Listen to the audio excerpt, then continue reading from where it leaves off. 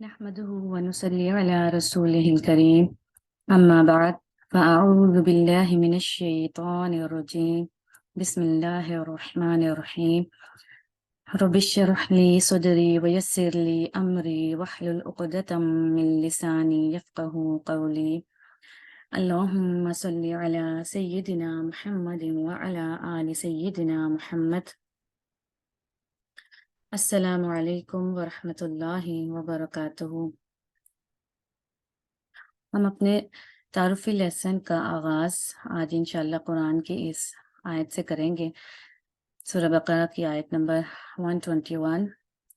اعوذ باللہ السمیع العلیم من الشیطان الرجیم الذین آتیناہم الکتاب یتلونہ حق تلاوتہ اولئک یؤمنون بہ ومن یکفر بہ فاولئک هم الخاسرون۔ وہ لوگ جنہیں ہم نے کتاب دی وہ اس کی تلاوت کرتے ہیں جو اس کی تلاوت کرنے کا حق ہے، وہی لوگ ایمان لاتے ہیں اس پر، اور جو انکار کرتا ہے اس کا تو وہی لوگ نقصان اٹھانے والے ہیں۔ گو کہ اس آیت کے کانٹیکسٹ میں یہاں پر مخاطب یہود و نصارہ ہیں جنہیں اللہ تعالیٰ نے تورات اور انجیل عطا کی، لیکن چونکہ قرآن قیامت تک آنے والے ہر انسان کے لیے اترا ہے، نازل ہوا ہے، اور اس کی ہر آیت کا اطلاق ہر انسان پر اسی طرح ہوتا ہے۔ آج اس آیت کا اطلاق ہم پر بھی ویسا ہی ہوتا ہے جیسا اس وقت اللہ تعالیٰ نے یہود و نصارہ کے لیے اس کو بیان فرمایا تھا کہ جنہیں ہم نے کتاب عطا کی ہے وہ اس کی تلاوت کو اس طرح کرتے ہیں جیسا اس کی تلاوت کرنے کا حق ہے، اور یہی لوگ حقیقت میں یہی لوگ اس پر ایمان رکھتے ہیں، اور جو انکار کرتا ہے یا کرے گا، یکفر میں انکار کرتا ہے ماضی اور مستقبل دونوں کی بات ہوتی ہے، ومن یکفر اور جو انکار کرتا ہے یا کرے گا تو وہی لوگ نقصان اٹھانے والے ہیں۔ اب یہاں پر قرآن کی اس آیت میں اللہ تعالیٰ نے قرآن کے حق کی بات کی ہے، اپنی کتاب کے حق کی بات کی ہے۔ تو جیسا کہ ہم سب اپنے اپنے حقوق کا ہر وقت مطالبہ ہی کرتے رہتے ہیں، ہمارا یہ حق ادا نہیں کیا گیا یا ہمیں یہ حقوق نہیں مل رہے، تو اللہ تعالیٰ نے اپنی کتاب، اپنے کلام جو کہ اللہ کا کلام ہے، یہ بات ہمارے ذہنوں میں واضح رہے کہ قرآن اللہ کا کلام ہے اور اس کا تعلق اللہ تعالیٰ کی ذات سے ہے۔ یہ اللہ تعالیٰ کا کلام ہے، جیسے اللہ تعالیٰ نے موسیٰ علیہ السلام پر کوہ طور پر کلام فرمایا تھا۔ یہ کوئی لکھی ہوئی کتاب نہیں عطا کی گئی تھی رسول اللہ صلی اللہ علیہ وسلم کو۔ اس کی عظمت کو سمجھیے کہ یہ اس عظیم رب کا ذاتی کلام ہے، یہ اللہ تعالیٰ کی ذاتی صفت ہے اور اس کا تعلق اللہ تعالیٰ کی ذات سے ہے۔ یہ ہمیں لکھی ہوئی عطا نہیں کی گئی، بلکہ یہ جبرائیل علیہ السلام کے ذریعے سے رسول اللہ صلی اللہ علیہ وسلم کے قلب پر نازل ہوئی، اور یہ اللہ کا کلام ہے۔ اب اس کے حقوق کی بات اس آیت میں کی گئی ہے کہ وہ اس کی تلاوت کو اس طرح کرتے ہیں جیسے کہ اس کی تلاوت کرنے کا حق ہے۔ تو اب ہم یہ دیکھتے ہیں کہ قرآن کے حقوق کیا ہیں۔ علماء نے قرآن کے کچھ حقوق بیان کیے ہیں۔ مسلمانوں پر قرآن کے حقوق: نمبر 1، اس پر ایمان لانا۔ ہم دعویٰ تو کرتے ہیں کہ قرآن اللہ کی کتاب ہے، اللہ کا کلام ہے، اور اس کو مانتے ہیں، لیکن اس پر ایمان لانا، ہم اس پر کیسا ایمان لاتے ہیں، یہ بھی ایک بہت لمبی بحث ہے۔ چونکہ ہماری یہ کلاس تجوید کی کلاس ہے تو اس لیے ہم اپنا فوکس وہیں پر رکھیں گے۔ دوسرا حق ہے صحیح قواعد و مخارج کے ساتھ اس کی تلاوت کرنا۔ ٹھیک، اب یہ دیکھیں، یہ دوسرا حق ہے قرآن کا جو ہم انشاءاللہ اپنے رب سے دعا کرتے ہیں کہ اس کلاس میں ہم سیکھیں گے اور اس پر عمل کرنے کی کوشش کریں گے اور دعا کرتے ہیں کہ ہم قرآن کے ساتھ کو کسی حد تک پورا کر سکیں، چونکہ اس کے مکمل طور پر تو اس کے حقوق ادا کرنے سے ہم قاصر ہیں، لیکن کوشش کرتے رہیں اپنی پوری زندگی میں کہ اس کے حقوق کو ادا کرنے میں ہماری زندگیاں گزر جائیں انشاءاللہ۔ صحیح قواعد و مخارج کے ساتھ تلاوت کرنا، یعنی یہی تجوید جو ہم سیکھنے یہاں بیٹھے ہیں، اس میں دو ہی چیزیں ہم سیکھیں گے، ایک قواعد ہیں اور ایک مخارج ہیں، اور ان دونوں کو ساتھ لے کر قرآن کی تلاوت کرنا، یہ قرآن کا دوسرا حق ہے۔ اس کے بعد قرآن کے تیسرے حق کی بات کرتے ہیں، تو پھر اس کے فوراً بعد اس کا حق ہے کہ اس کے معنی و مطالب کو سمجھنا، کیونکہ قرآن ہماری زبان میں نہیں بلکہ عربی زبان میں نازل ہوا، اور اس میں بھی بہت بڑی حکمت ہے اللہ تعالیٰ کی، انشاءاللہ وہ بھی سیکھیں گے، کبھی سمجھیں گے کہ قرآن عربی میں ہی کیوں نازل ہوا، کسی اور زبان میں کیوں نازل نہیں ہوا۔ تو اس میں بھی اللہ تعالیٰ کی بہت بڑی حکمت ہے۔ یہاں چونکہ ہم عربی نہیں جانتے تو ضروری ہے کہ ہم اس کو سمجھ کر پڑھیں، اس کو اللہ کا پیغام سمجھنا، اللہ تعالیٰ ہم سے کیا بات فرما رہے ہیں، کیا کلام فرما رہے ہیں، اس کو سمجھنا یہ قرآن کے حقوق میں سے شامل ہے، صرف ایمان لانا کافی نہیں ہے۔ اس کے بعد تیسرا حق ہے کہ جب ہم اس کو سمجھ لیتے ہیں، اس کے احکامات کو، اور اس میں جو اوامر و نواہی بیان کیے گئے ہیں، پھر اس پر عمل کرنا۔ اب اگر ہم نے قرآن کو مان لیا ہے کہ یہ اللہ ہی کی طرف سے ہدایت نازل ہوئی ہے، تو پھر عمل کرنا بھی اس پر ضروری ہے، یہ قرآن کا حق ہے۔ اور پانچواں حق کیا ہے؟ اسے دوسروں تک پہنچانا۔ رسول اللہ صلی اللہ علیہ وسلم نے فرمایا حجۃ الوداع کے موقع پر کہ تم پہنچا دو، چاہے ایک آیت ہی کیوں نہ ہو، ایک حدیث ہی کیوں نہ ہو، ٹھیک ہے۔ میں یہ اس پورے خطبے میں جو ایک چھوٹا سا مفہوم ہے حدیث کا وہ بیان کر رہی ہوں کہ چاہے ایک آیت ہی کیوں نہ ہو، تم آگے پہنچا دو۔ تو قرآن کی دعوت دینا، قرآن کی طرف بلانا، یہ بھی قرآن کے حقوق میں سے شامل ہے اور ہم سب کا اولین فریضہ ہے۔ اب دیکھتے ہیں کہ قرآن کی تجوید کی اہمیت۔ قرآن کے حقوق کی تو ہم نے بات کر لی، جس میں سے دوسرا حق ہم نے پڑھا تھا کہ اس کو صحیح مخارج اور قواعد کے ساتھ اس کی ادائیگی کرنا، کیونکہ ہمارے لہجے، ایک تو ہم عربی زبان جانتے نہیں ہیں، دوسرا ہمارے لہجے مختلف ہیں، اور ہم قرآن کو اپنے اپنے لہجوں میں ادا کرتے ہیں، جس سے کیا فرق پڑتا ہے کہ قرآن کے ایک تو ہم بغیر سمجھے پڑھتے ہیں، جس سے اگر معمولی سی بھی کوئی ایسی غلطی ہم کر جائیں جس سے قرآن کے معنی ہی بدل جاتے ہیں اور بہت بڑی غلطی ثابت ہوتی ہے، ایون کہ پھر قرآن کی تلاوت سے ہمیں ثواب کی بجائے گناہ ہو سکتا ہے۔ اس لیے تجوید کو سیکھنا بہت ضروری ہے۔ اب اس کی اہمیت کو دیکھتے ہیں کہ یہ کس قدر اہم ہے۔ جیسا کہ آپ کے سامنے آپ کو اسکرین پر نظر آ رہا ہوگا، یہاں پر لفظ ہے قل، دو نقطے والی قوف اور لام، قل، یہ امر کا صیغہ ہے اور اس کا مطلب ہے کہو۔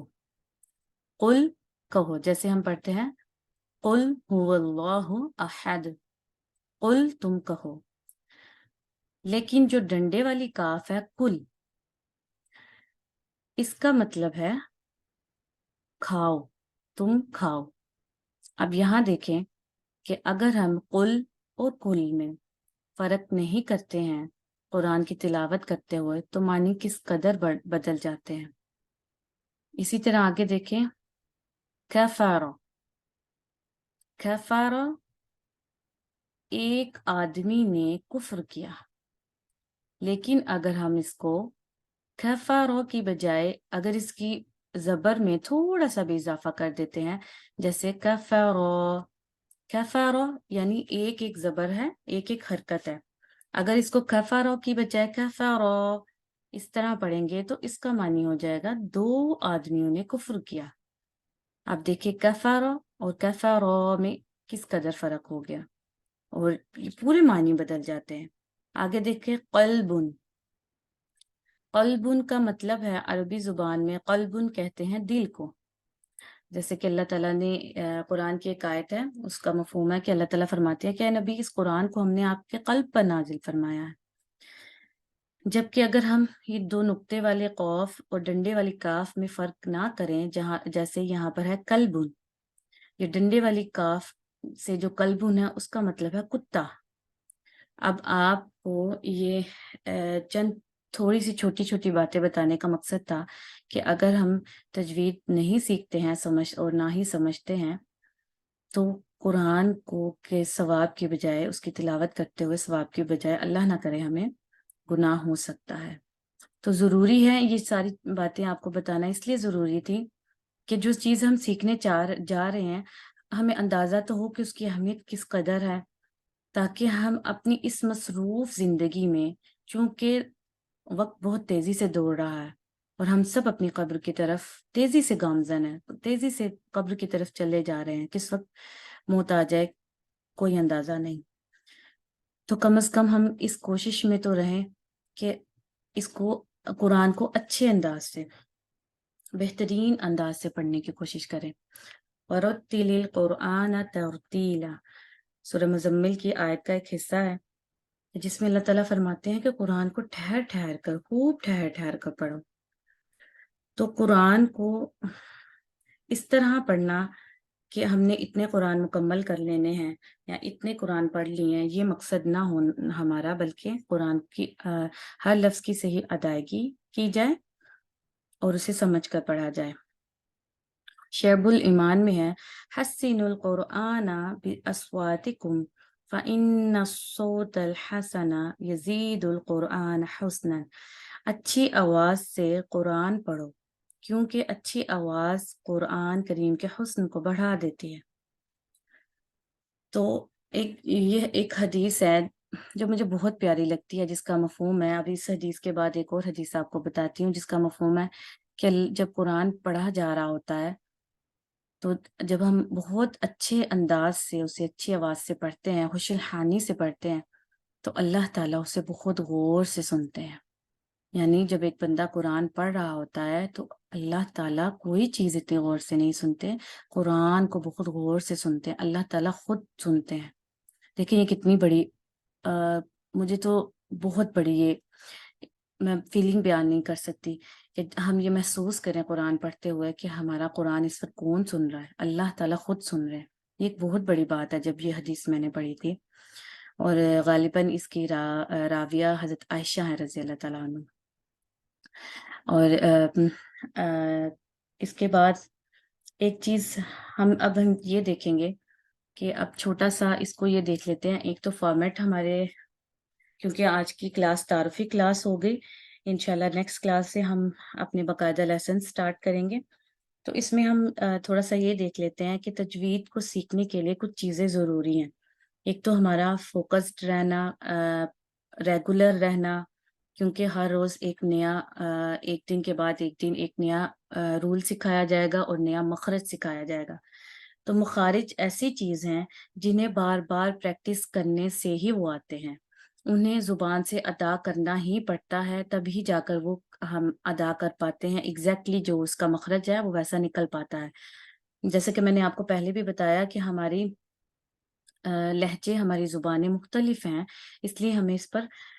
کام کرنا پڑے گا، لیکن انشاءاللہ یقین مانیں، ایک تو اپنی نیتوں کو خالص کریں کہ ہم اللہ کی رضا کے لیے اس کو سیکھ رہے ہیں، اجر و ثواب کی نیت سے اور ہدایت و رہنمائی کی نیت سے اس کو سیکھ رہے ہیں،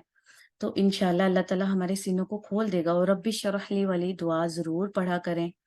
دعاؤں کو ضرور ساتھ ساتھ جاری رکھیں، اللہ تعالیٰ ہمارے سینوں کو، ہماری زبانوں کی گرہوں کو کھول دے۔ تو اس کے لیے ضروری ہے کہ جیسے جیسے لیسن آپ کو سینڈ کیا جائے گا اس کو غور سے سنیں اور دیکھیں۔ میری کوشش ہوگی کہ میں اس کو اٹریکٹیو بناؤں، اس کو بورنگ نہ بناؤں، اسٹوڈینٹس کی اس میں انٹرسٹ بھی رہے،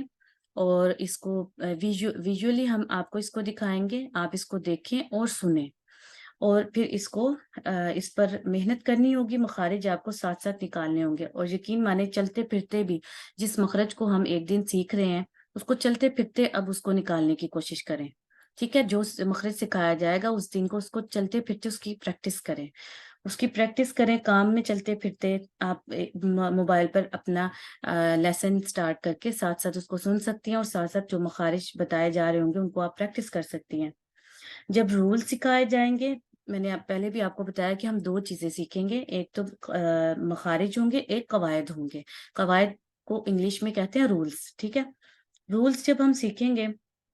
تو انہیں اچھی طرح یاد کرنا ہوتا ہے، ٹھیک ہے، وہ یاد کرنے ہوتے ہیں، اور جب بھی ہم قرآن پڑھیں تو جو رولز ہم نے یاد کیے ہوں گے،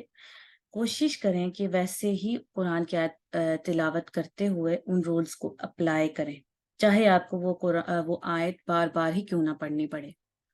بار بار، کیونکہ اسی طرح ہماری پریکٹس ہوگی انشاءاللہ۔ اور ایک حدیث ہے جس کا مفہوم اس طرح ہے کہ جو اٹک اٹک کا قرآن پڑھتا ہے اس کے لیے دوہرا اجر ہے۔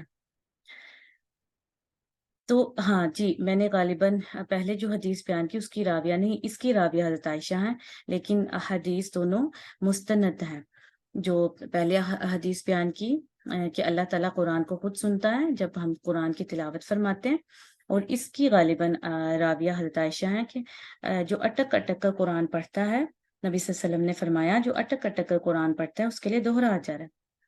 تو اگر ہم اس ریس میں نہ رہیں کہ ہم نے اتنے سپارے پڑھ لیے یا ہم نے اتنا قرآن مکمل کرنا ہے، بلکہ ہماری کوشش یہ ہو کہ ہم نے قرآن کو اچھے انداز سے پڑھنا ہے اور سمجھ کر پڑھنا ہے، تو ہم نہیں پھر اندازہ لگا سکتے کہ اس کا کس قدر اجر ہے۔ صرف قرآن کی تعداد زیادہ سے زیادہ مکمل کر لینا کافی نہیں ہے۔ قرآن کو تھوڑا پڑھیں لیکن صحیح ادائیگی کے ساتھ اور معنی سمجھ کر پڑھیں، اور ہمیں صرف اسے ثواب اور برکات کی نیت سے نہیں پڑھنا، بلکہ اس کے اندر ہماری زندگی کے تمام مسائل کا حل اللہ تعالیٰ نے رکھا ہوا ہے، ہمیں وہ تلاش کرنے ہیں، رہنمائی لینی ہے۔ اگر ہم صرف ثواب کی نیت سے اس کو کھولیں گے تو یقین جانے ہمیں صرف ثواب اور برکات ہی ملیں گی، اور ہمارے زندگی کے جو مسائل ہیں، آج کل ہر شخص فتنے کا شکار ہے، مسائل کا شکار ہے، بے سکونی کا شکار ہے۔ تو یقین مانے اگر صرف اس کو ثواب یا برکات کی نیت سے ہی کھولیں گے تو ہمیں بس وہی ملیں گے، اس سے زیادہ کچھ نہیں ہم حاصل کر پائیں گے، جبکہ اللہ تعالیٰ نے اس کے اندر ایسی ایسی رہنمائی رکھی ہے ہمارے لیے کہ ہم اس کو ہدایت اور رہنمائی کی نیت سے کھولیں تو انشاءاللہ بہت سے بند دروازے ہم پر کھلیں گے۔ تو یہ کچھ باتیں، ضروری باتیں تھی جو مجھے آپ کے ساتھ کرنی تھی۔ یہ تعارفی لیکچر ہے ہمارا، انشاءاللہ اللہ تعالیٰ سے دعا کرتے ہیں کہ اللہ تعالیٰ ہم جو سیکھنے جا رہے ہیں اس میں ہماری بہت مدد فرمائے، ہمیں ثابت قدمی عطا فرمائے، اور ہمیں تھام لے اور ہماری زبانوں کی جو گرہیں ہیں انہیں کھول دے، ہمارے سینوں کو کھول دے، اور اللہ تعالیٰ سے دعا ہے کہ اللہ تعالیٰ میری زبان کی گرہ کو بھی کھول دے اور مجھے آپ کو آسانی سے سمجھانے میں میری مدد فرمائے، اور آپ کو بھی میری بات آسانی سے سمجھ آئے۔ انشاءاللہ اپنا نیکسٹ لیکچر انشاءاللہ ہمارا ہوگا باقاعدہ پورے پراپر رولز، قواعد اور رولز کے ساتھ، اور ہمارے ساتھ جڑے رہیے اور اللہ سے دعا کرتے رہیے کہ اللہ تعالیٰ ہمیں قرآن سے ہمیشہ مرتے دم تک جوڑے رکھے، اور قیامت کے روز قرآن کو ہمارے حق میں سفارشی بنائے۔ اے اللہ، ہم آج اس سے دعا کرتے ہیں کہ قرآن کو ہمارے حق میں سفارشی بنانا، نہ کہ وہ شکایت کرے، کیونکہ حدیث میں آتا ہے کہ قرآن کچھ لوگوں کے لیے سفارشی بنے گا کہ اللہ یہ دن رات مجھے پڑھتا تھا، مجھے سیکھتا تھا، سکھاتا تھا، تو اس کو بخش دے۔ وہ کھڑا ہو جائے گا اللہ اور بندے کے درمیان کہ یا رب، جب تک اسے بخشا نہیں جائے گا وہ اللہ سے ریکویسٹ کرے گا، اللہ تعالیٰ سے التجائیں کرے گا کہ یا رب اس کو بخش دے۔ لیکن اگر ہم نے قرآن کو چھوڑ دیا، جیسے کہ پہلی امتوں نے اپنی کتابوں کو، اپنے صحیفوں کو چھوڑ دیا تھا، تو پھر قرآن ہماری شکایت کرے گا، اور حدیث کے الفاظ آتے ہیں کہ تب تک پیچھے نہیں ہٹے گا جب تک وہ ہمیں جہنم میں نہ ڈلوا دے یا سزا کا مستحق نہ قرار پا دے۔ تو اللہ تعالیٰ سے یہ دعا ہے کہ اللہ تعالیٰ قرآن کو ہمارے حق میں سفارشی بنائے قیامت کے روز، اور ہماری قبر میں اس کے ذریعے سے اللہ تعالیٰ نور ہی نور بھر دے، اور اللہ تعالیٰ ہمیں ثابت قدمی عطا فرمائے، کیونکہ اب ہم قرآن کے رستے پر چل پڑے ہیں تو جگہ جگہ پر شیطان بھی اپنے پہرے ڈال کر بیٹھا ہوگا ہمیں روکنے کے لیے کہ میرے پاس تو وقت نہیں ہے، مجھے تو سمجھ نہیں آ رہا، یہ تو بہت مشکل ہے، یہ تو ایسے ہے، یہ تو ویسے ہے، ہمارے پاس تو ہمارے بچے ہیں یا جو اسکول کی اسٹوڈنٹس ہیں تو ہمارے پاس تو اس طرح سے وقت نہیں ہے۔ وقت اللہ تعالیٰ خود جو اللہ کی راہ میں نکلتے ہیں ان کے لیے ہر چیز میں برکت رکھ دیتے ہیں۔ آپ سکون محسوس کریں گے انشاءاللہ۔ اپنی نیتوں کو خالص کریں اور اسی دعا کے ساتھ اختتام کرتے ہیں کہ اللہ تعالیٰ ہمیں تھام لے اور ہمیں ہمیشہ قرآن سے جوڑے رکھے۔ السلام علیکم ورحمۃ اللہ وبرکاتہ۔